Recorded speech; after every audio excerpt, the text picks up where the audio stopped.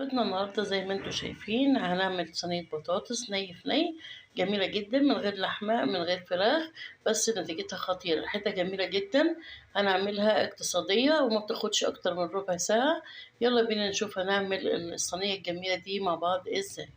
النهاردة وصفتنا بسيطة جدا، من غير لحوم من غير فراخ من غير الكلام ده كله. وصفتنا بتتكون من حاجتين بس: بصل، نص كيلو بصل وكيلو بطاطس متقطعة بالشكل ده كده.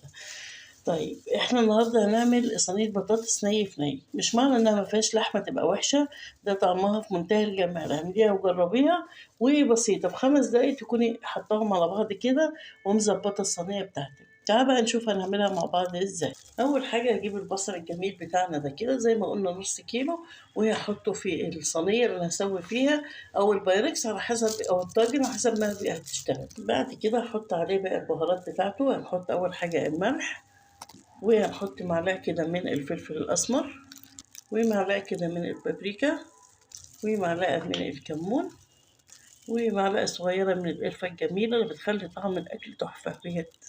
طيب بعد ما حطيت بقى البهارات على البصل الجميل اللي احنا مقطعينه ده كده شرايح، هنعمل ايه؟ هنسيبه كده؟ لا طبعا، هنبتدي بقى ندهن كل الكلام الجميل كده مع بعض. نخلي كل بصلة تتغلب بيه البهارات بالشكل ده كده. واي بصله كده فكيها بالشكل ده كده. ريحه جميله، القرفه تحفه، القرفه بتخلي اي اكل طعمها خرافه. شايفين البصل انا فككته بالشكل ده كده. تمام، بعمل ايه بقى؟ هجيب البطاطس بقى وننزل بيها على البصل. هبتدي بقى ادعك البصل بالبطاطس بالبهارات عشان كله كده يخش ايه مع بعضه. لازم ندعكها كويس قوي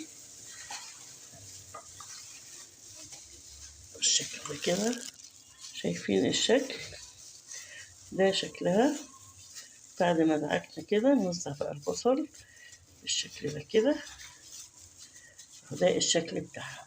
هنجيب بقى الصلصة كده حبايبي. بعد ما ظبطنا خلاص الصينية الجميلة بتاعتنا، آخر حاجة بقى هعملها الصلصة.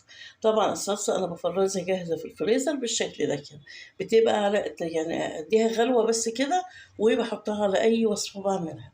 يعني دي أحلى حاجة تعملوها، إن انتوا تسيبوها في الفريزر جاهزة. هنزل بقى بالصلصة كده على البطاطس والبصل.